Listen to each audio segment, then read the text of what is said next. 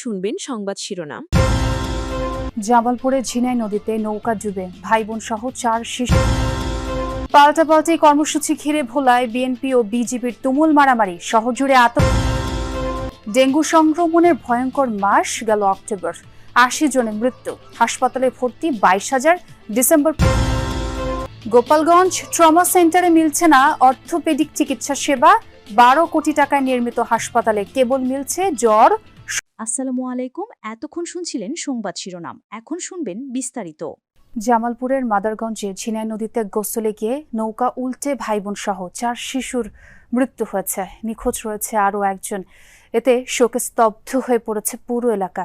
নিখোঁজ শিশুকে উদ্ধারে কাজ করছে ফায়ার সার্ভিসের ডুবুরি দল। বংশের 4 সন্তানের অকাল মৃত্যু, এর মধ্যে রয়েছে ভাই বোন। জামালপুরের চর ভাটিয়ানির রবিউলের বাড়িতে তাই কান্নার আহাজারি। নাতি আবু হাসান, পলি ও কুলসুম এবং ভাতিজি সাইমাকে হারিয়ে এই বৃদ্ধের পাশাপাশি দিশেহারা স্বজনরা। শোকে স্তব্ধ পাড়া প্রতিবেশী। স্বজনরা জানায়, শুক্রবার দুপুরেই হাস্যোজ্জ্বল 4 শিশু খেলছিল রবিউলের আঙিনায়। গোসলের জন্য পাশের ঝিনাই নদীতে যায় তারা। নদীর অপর পাশ থেকে আসে বৈশাখী, এই 5 জন। এরপর নদীতে ডিঙি নৌকায় খেলার সময় স্রোতের টানে ডুবে যায় তারা। উদ্ধার অভিযানে একে একে 4 জনের মরদেহ উদ্ধার করা হয়। এখনো খোঁজ মেলেনি বৈশাখীর। আমার বাঁচতি আর বাঁচতে আরেকটা হলো আমার বাঙি আড়ালো নাতি। আসলে তারা গেছে নদীতে গোসল করতে, যার এই দুর্ঘটনাটা হয়ে গেছে। খাওয়া দাওয়া করে বাড়ি গিয়ে বল খেলাইলো, বাড়ি গিয়ে বল খেলাই আর নাই গো, আর বাইরে আর পরে আর বাইরে গো। অবৈধভাবে নদীতে ড্রেজিং এর পাশাপাশি পরিবারের অসচেতনতার কথা বলছেন স্থানীয়রা। বাপ মায়ের তো দুনিয়ার তো শেষ হয়ে গেল, আর তো জীবনে পাবো না। সোনার ঘর বাড়ি সবই ভেয়ে থাকবো, আর তো পোলাহান পাবো না, তারা কান্দে কান্দে মরবো। একসাথেই চলে গেল, আর বলার মতন আর কিছু নেই।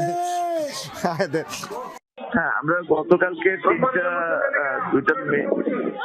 আমরা 3টা মেয়ে বাচ্চা যাদের এবারে 12 করতে হবে, আর একটা ছেলে আমরা ডেড বডি উদ্ধার করেছি। বিএনপি ও বিজেপির পাল্টাপাল্টি কর্মসূচিকে ঘিরে দুপক্ষের মধ্যে ধাওয়া পাল্টা ধাওয়া হয়েছে। এতে পুলিশ সহ অন্তত 50 জন আহত হয়েছে। এই ঘটনায় আতঙ্ক ছড়িয়ে পড়ে চারপাশের এলাকায়।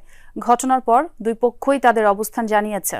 পাল্টাপাল্টি কর্মসূচিকে ঘিরে লাঠিসোঁটা হাতে দুপক্ষের ধাওয়া পাল্টা ধাওয়া। শান্ত পরিবেশ মুহূর্তেই পাল্টে যায় উত্তেজনায়, আতঙ্ক ছড়ায় চারিদিক। প্রত্যক্ষদর্শীরা জানায়, ভোলা জেলা বিএনপি ও বিজেপির কার্যালয়ের সামনে চলছিল নিজ নিজ দলের কর্মসূচি। পরে বিজেপি ও তাদের সহযোগী নেতাকর্মীরা স্থানীয় নতুন বাজারে দলীয় কার্যালয়ের সামনে থেকে মিছিল বের করে। বিভিন্ন সড়ক ঘুরে একই স্থানে গিয়ে শেষ হয় মিছিলটি। পরে অনুষ্ঠিত হয় সমাবেশ। অন্যদিকে শহরের মহাজনপট্টিতে জেলা কার্যালয়ের সামনে সমাবেশ করে বিএনপির নেতাকর্মীরা। মিছিল নিয়ে নতুন বাজারের পৌর ভবনের সামনে পৌঁছালে উভয় পক্ষের মধ্যে প্রথমে ইটপাটকেল নিক্ষেপ এবং পরবর্তীতে ধাওয়া পাল্টা ধাওয়া হয়। আহত হয় দুই পক্ষের অর্ধশতাধিক নেতাকর্মী। খবর পেয়ে ঘটনাস্থলে গিয়ে পরিস্থিতি নিয়ন্ত্রণে নেয় পুলিশ। আহতদের উদ্ধার করে পাঠানো হয় হাসপাতালে। কে বলছে তো আমি জানি না, আমি নিজে। এ ঘটনায় সংবাদ সম্মেলন করেন জেলা বিএনপির সদস্য সচিব রাইসুল আলম।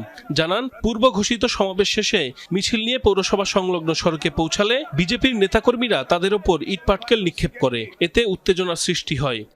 মুখোমুখির এক পর্যায়ে আমাদের নেতৃবৃন্দ বলেছে, তোমরা একটু দাঁড়াও, আমরা ব্যাক করি, তারপর তোমরা যে কে বা কারা ডিল সরে, এই ডিলকে কেন্দ্র করে এই গন্ডগোলটা উৎপত্তি সৃষ্টি হয়।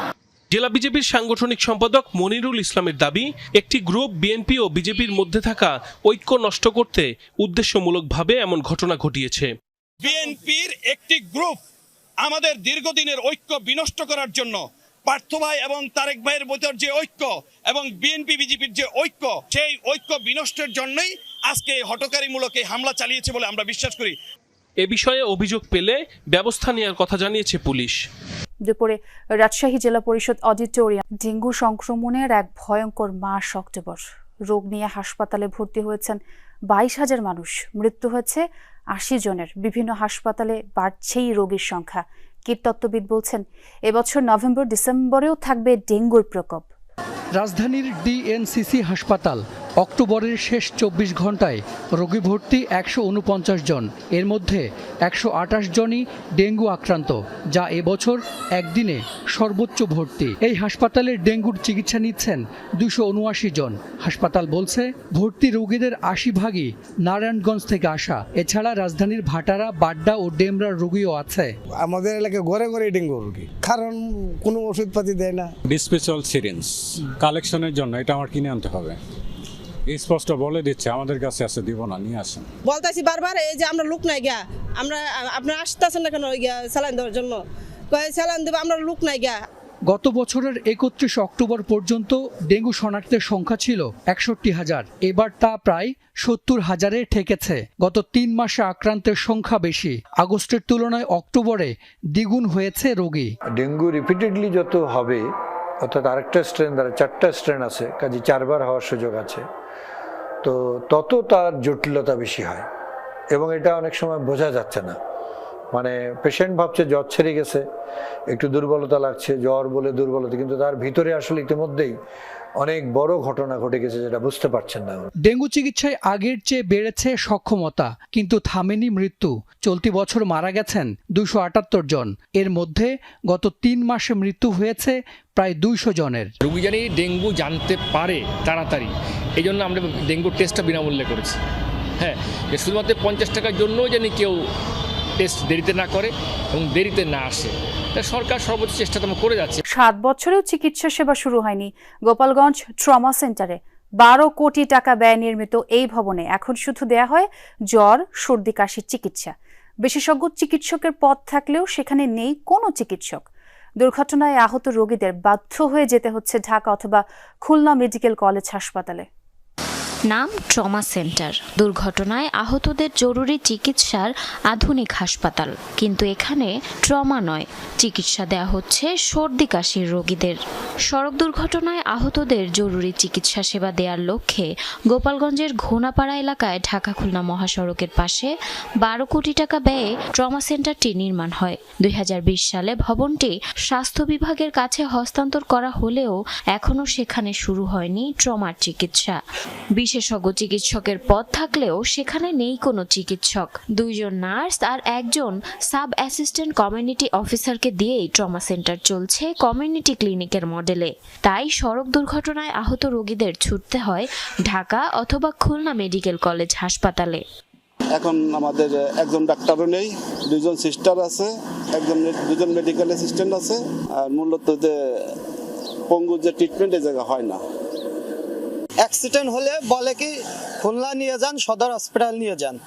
আমার শত শত লোক মারা যাচ্ছে, বলতে যে ঢাকা নিয়ে যান, খুলনা নিয়ে যান। ট্রমা সেন্টার চালু হলে